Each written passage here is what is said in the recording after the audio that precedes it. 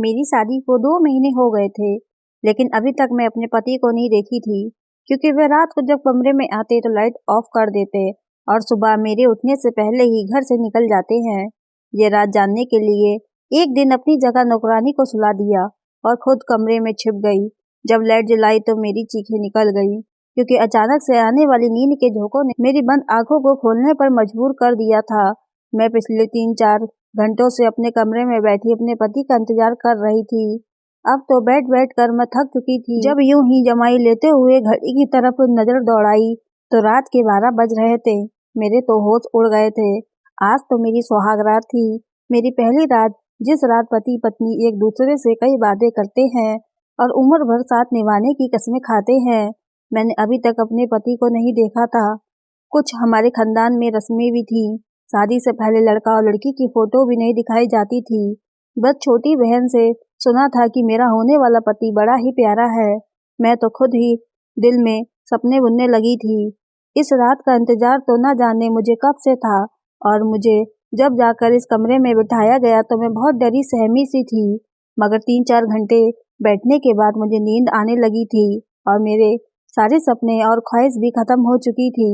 एक बार तो सोचा कि उठ के बाहर आ जाऊं और जाकर देखूं कि आखिर मेरा पति कहाँ है, मगर फिर बाहर जाना मुझे कुछ ठीक नहीं लगा। जब मुझसे नींद बर्दाश्त नहीं हुई तो यूं ही बैठे बैठे बेड पर टेक लगाकर सो गई। अब और इंतजार करना मेरे लिए मुश्किल था कि दरवाजा का लॉक खुलने की आवाज आई। मैं हड़बड़ा कर आंखें खोलकर देखने लगी, मगर कमरे में खूब अंधेरा फैल चुका था। मैंने सहम कर कहा कि कौन है, मगर मेरी पैरों की आहट मुझे सुनाई दे रही थी। मैं घबरा गई और बोली कि आप हैं ये कमरे में? इतना अंधेरा क्यों है? क्या लाइट चली गई है?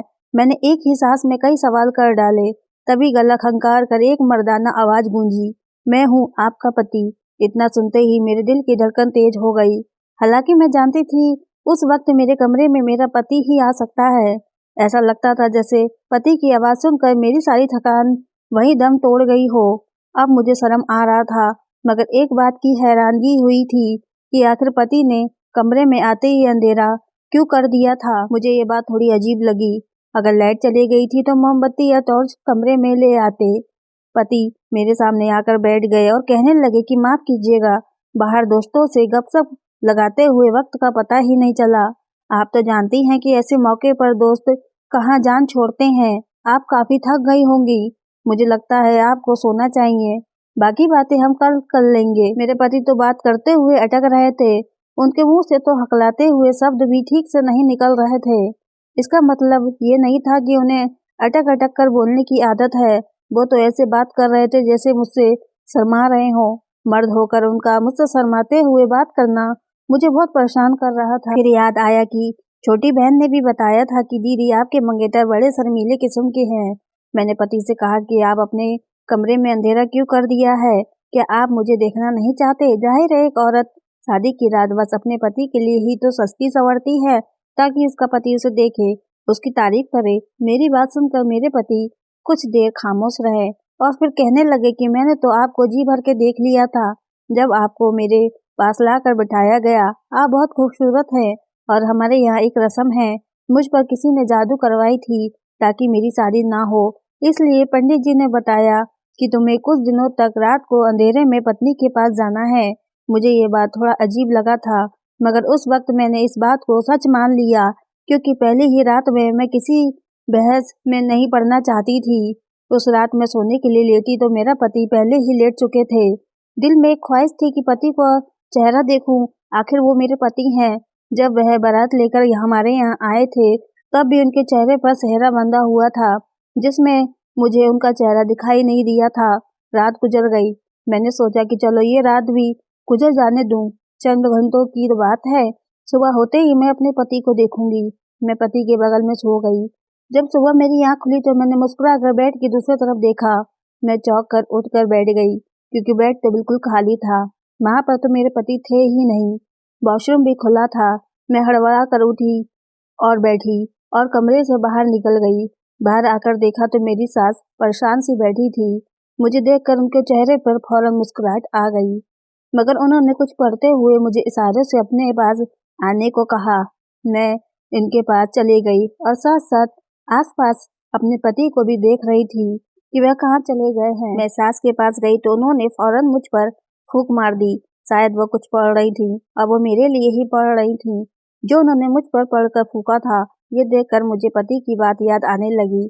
शायद ये मेरे और मेरे पति के लिए ही था। लगता था सचमुच मैं उन पर कोई जादू हुआ है, तभी तो मेरी सास ऐसा कर रही थी। मैंने उनके पास बैठते ही सवाल किया कि वो कहाँ हैं, मुझे तो कहीं कमरे में नजर नहीं आए। तो सास दूसरी तरफ देखते हुए कहने लगी, बेटा वो काम पर जा चुका है। मैंने घड़ी की तरफ देखा तो सुबह के 8 बज रहे थे और ऑफिस का वक्त 10 बजे से शुरू होता है। फिर 8 बजे वह कैसे चले गए? मेरी सास मेरी नजर में देखकर मेरे सवाल को समझ चुकी थी और कहने लगी, बेटा उसके पास काम का कोई पता नहीं। वो अपने दोस्त के साथ मिलकर कारोबार करता है और जब दिल चाहे तभी घर आता है। तुम नाश्ता कर लो। मुझे ये बात बड़ी अजीब लगी थी। मेरा दिल चाहा सास से पूछूं कि क्या पति की शादी में मर्जी नहीं थी। ना ही रात को उन्होंने मुझसे कोई बात की थी और ना ही वो चेहरा दिखाए और सुबह होते ही काम पर चले गए। कोई अपनी शादी के अगले दिन भी काम पर जाता है? मैं इसी सोच में गुम थी कि सामने वाले कमरे से एक लड़का निकला। मैंने उठकर देखा और जल्दी से अपना दुपट्टा सर पर ले लिया। मेरी सास मुस्कुरा कर कहने लगी कि बेटा ये तुम्हारा देवर है। मैंने सरसरी नजर दौड़ाई, उसको नमस्ते किया तो वो आंखों से ही जवाब देकर वहां से चला गया और सारा दिन यूं ही गुजर गया। मैंने नोट किया था कि मेरी सास काफी परेशान दिखाई दे रही है, जबकि वो तो मिजाज की बहुत अच्छी औरत थी। हमारा नाश्ता होने के बाद कई बार हमारे घर आई थी। मैंने उनके चेहरे पर कभी उदासी देखी ही नहीं थी।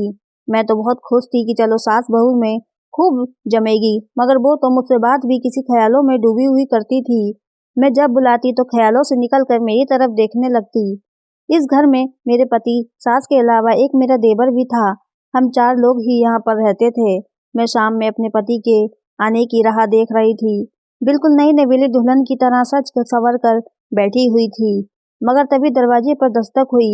मैंने फौरन मुस्कुराकर दरवाजा खोला तो सामने मेरा देवर मुकेश खड़ा था। वो मुझे यूं खड़ा देखकर हड़बड़ाते हुए नजरें चुरा लिया। मैंने भी उसे नमस्ते किया और वापस अंदर आ गई। बहुत रात हो चुकी थी। बार बार मेरी नजरें घड़ी पर जा रही थीं। ना जाने मेरा पति कहाँ रह गया था। सास ने जबरदस्ती खाना भी खिला दिया। देवर भी वहीं खाना खा रहा था। मुझे महसूस हुआ कि जैसे वो मुझे चोरी चोरी देख रहा है। मैंने जब उसके तरफ देखा तो वह घबरा कर नजर बदल दिया और फिर आधा खाना खाकर छोड़कर चला गया। मेरे दिमाग में बहुत ज्यादा ख्याल आ रहे थे।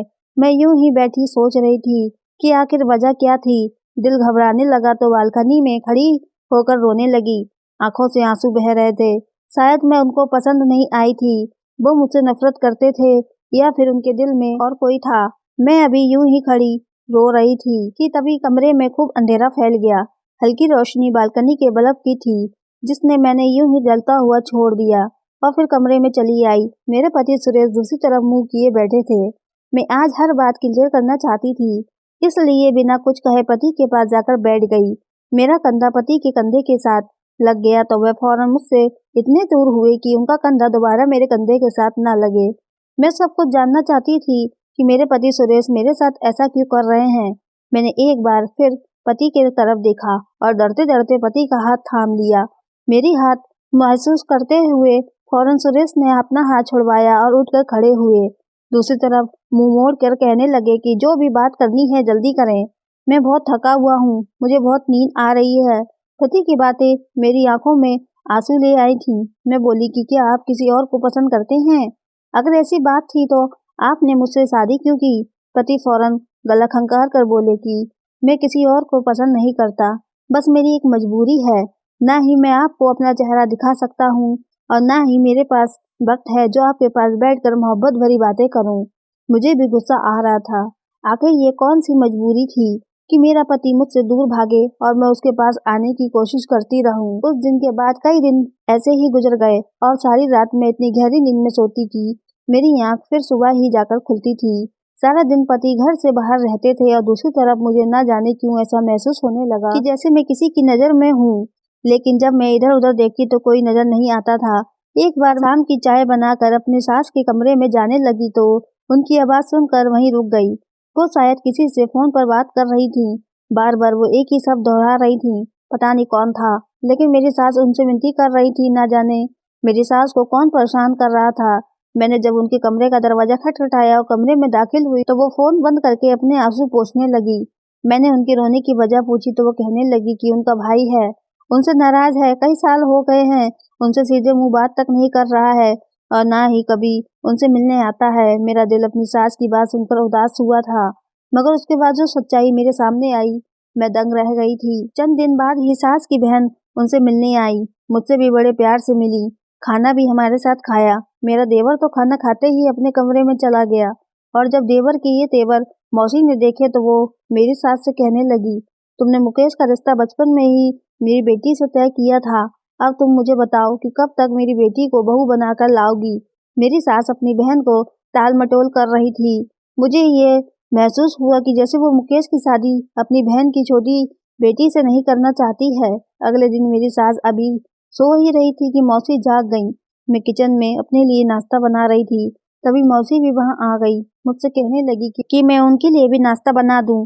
मैंने उनके लिए भी नाश्ता बनाया और हम एक साथ नाश्ता करने लगे। मौसी मुझसे कहने लगी, सुरेश नजर नहीं आ रहा, क्या अब तक सोया है? मैं कल से आई हूँ, वो तो मुझसे मिलने भी नहीं आया। मैंने कहा वो सुबह ही काम पर चले जाते हैं। कहने लगी, चलो सुबह चला जाता है तो रात को वापस कब आता है? मैंने कहा वो बहुत देर से आते हैं।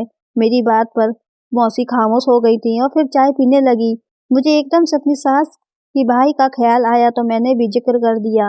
मैंने कहा, आपके भाई साहब किस बात पर इतना ज्यादा नाराज हैं कि रोज मेरी सास उनसे विनती करती हैं, लेकिन वो हैं कि अपनी बहन पर जरा भी तरस नहीं खाते। मेरी बात सुनकर मौसी हैरत में पड़ गईं। वो बोली, कौन सा भाई? हमारा तो कोई भाई नहीं है, हम बस दो बहनें ही हैं। ये बात सुनकर मैं दंग रह गई थी। अगर मेरी सास का कोई भाई नहीं है तो वो रो रो कर किससे विनती कर रही थी कि वो वापस आ जाए, एक बार उससे मिल ले। मौसी भी नाउम्मीद हो गई थी और मेरी सास कहने लगी कि मुकेश उस लड़की से शादी करना नहीं चाहता है। मैंने कहा, अगर मर्जी नहीं थी तो इतने साल से क्यों बात जोड़े रखी, पहले ही इनकार कर देता।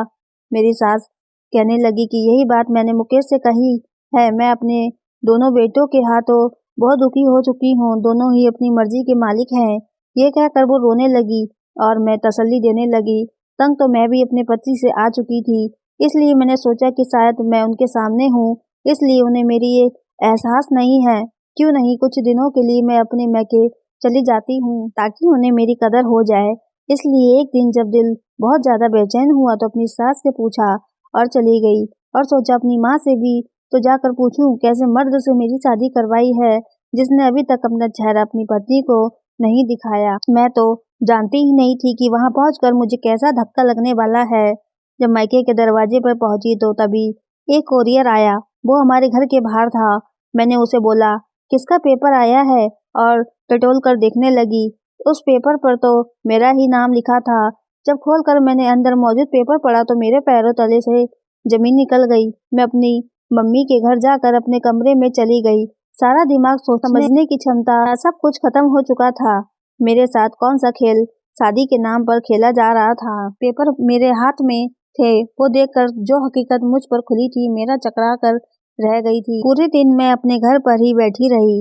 मैंने अपनी छोटी बहन से कहा कि वो मुझे मेरे पति की फोटो दिखाए, जो कि शायद उसने शादी के मौके पर खींची थी, क्योंकि मैंने तो अब तक अपने पति को नहीं देखा था। मेरी बहन ने मुझे एक फोटो दिखाई जो खाना खाते वक्त ली गई थी। वो बहुत अच्छा और नौजवान लड़का था। मैं कोई भी बात अपने मैके वाले को नहीं बताना चाहती थी। मैं कुछ दिन बाद ही वापस ससुराल चली गई। मुझे सच्चाई को सामने लाना था। रात को फिर से वो इंसान मेरे कमरे में आया था जो पिछले 1 महीने से मेरा पति बनकर कमरे में आता था और सुबह होते ही चला जाता था। ये कौन था जो मेरे जज्बात के साथ खेल रहा था? आज मैं खुद ये चाहती थी कि ये कमरे से बाहर निकल जाए, क्योंकि अब मैं जान चुकी थी कि वह मेरा पति नहीं है। फिर भी मैंने सच जानने के लिए उससे पूछा, मैं मैके गई थी तो आपने मुझे कितना याद किया? मेरे सवाल पर वो हड़बड़ा कर कहने लगा, जाहिर है आप मेरी पत्नी हैं, मैं कैसे आपको भूल सकता हूँ। मैंने कहा, मुझे आपको देखना है। आज मैंने शादी की फोटो में आपको देखा था, वो मेरी बहन ने खींची थी, इसलिए दिल में आया है कि 2 महीना गुजर गया है, मैं आपको क्यों न देख लूं। मैं नहीं मानती ऐसी किसी भी जादू को। अब आप खुद लाइट जलाएंगे या मैं जला दूं? वो कहने लगे कि मैं पहले भी आपसे कह चुका हूँ कि मेरा इलाज चल रहा है, और आप इस इलाज को सच मानती हैं या झूठ। लेकिन मैं ये इलाज करवाए बिना आपके सामने नहीं आऊँगा। अगर आप मुझे रोज़ यूँ तंग करेंगी तो मैं आज के बाद आपके कमरे में भी नहीं आऊँगा।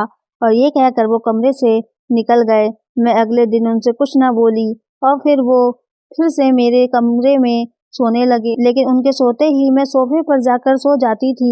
मैं सोच रही थी कि किस रात उस इंसान का सच सबके सामने लाऊं। अगले दिन मैंने अपनी नौकरानी को ये कहकर घर पर रोक लिया कि मेरी तबीयत कुछ ठीक नहीं है। उसने भी कोई एतराज नहीं किया था। रात को मैंने नींद की दवा दूध में मिलाकर नौकरानी को भी दूध पिला दिया था और वहां छुपी जहां कमरे की लाइट के बटन लगे हुए थे। रात को काफी देर के बाद वो इंसान मेरे कमरे में आया और बेड की दूसरी तरफ बैठ गया। मैंने फौरन से लाइट जला दी और जब मैंने उस इंसान को देखा तो मेरे होश उड़ गए। वो तो मेरा देवर था। तो क्या पिछले 2 महीने से वह मेरे कमरे में वही आ रहा था? वो मुझे हैरत से देख रहा था। मैंने कहा कि तुम्हें शर्म नहीं आई यूं मेरे कमरे में आते हुए? उसने कोई जवाब नहीं दिया। मैंने वो पेपर अलमारी से निकाल कर उसको मुंह पर मारे और रोने लगी। वो पेपर डिवोर्स के पेपर थे जिसमें खत भी मौजूद था जिस पर लिखा था कि मैं किसी और से शादी करना चाहता था, लेकिन मेरी माँ ने जबरदस्ती मेरा रिश्ता तुमसे तय कर दिया और मेरे लाख मना करने के बाद भी मेरा तुमसे विवाह करवा दिया। लेकिन मैं शादी की रात ही भाग गया था और अब तुम्हें डिवोर्स पेपर भेज रहा हूँ ताकि तुम जिससे चाहो शादी कर लो। उस वक्त मैं चकरा कर रह गई थी कि जब मेरा पति शादी की पहली रात ही भाग गया था तो मेरे कमरे में कौन आता है और मेरा देवर मुझे धोखा दे रहा था। मैंने उसका कॉलर पकड़कर उसे झंझोड़ कर रख दिया कि उसने मेरे साथ ऐसा क्यों किया। वो कहने लगा, मैंने आज तक आपके साथ कुछ ऐसा नहीं किया कि आपको मुझे शर्मिंदगी उठानी पड़े। मैंने जो कुछ भी किया अपनी माँ के कहने पर किया है, क्योंकि सुरेश भाई शादी की रात ही भाग गए थे। मेरी माँ डर गई थी कि अगर ये बात फैल गई तो क्या होगा, इसलिए मुझे कमरे में जाने का कहती है ताकि आपको इस बात का शक ना हो जाए और घर की बात घर में ही रह जाए। लेकिन मैंने आपके साथ कुछ भी गलत नहीं किया। मैंने कहा, मैं यहाँ सिर्फ सच जानने आई थी। तुम्हारा भाई मुझे डिवोर्स दे चुका है, इसलिए मेरा इस घर से कोई रिश्ता नहीं है। मैं अगली सुबह अपने मैके चली गई और सारी बात अपने घर वालों को बता दी। मगर कुछ माह बाद मेरी सास हमारे घर आ गई। उन्होंने मेरे घर वालों से माफी मांगी और मेरा रिश्ता मुकेश के लिए मांगने लगी। कहने लगी, अब अगर अपनी बेटी की शादी की तो आपको अच्छा रिश्ता नहीं मिलेगा। गलती मेरे बेटे ने की है और सजा आपकी बेटी क्यों काटेगी। मैंने सुरेश से बहुत विनती की कि वो वापस आ जाए, लेकिन वो वापस नहीं आया। मेरे मम्मी पापा ने मेरा विवाह मुकेश के साथ करवा दिया। सच ही कहते हैं कि एक औरत ही औरत का घर बर्बाद करती है। दोस्तों, कहानी अगर पसंद आई हो तो चैनल को सब्सक्राइब करेंगे, वीडियो को लाइक करें। पूरी कहानी सुनने के लिए आपका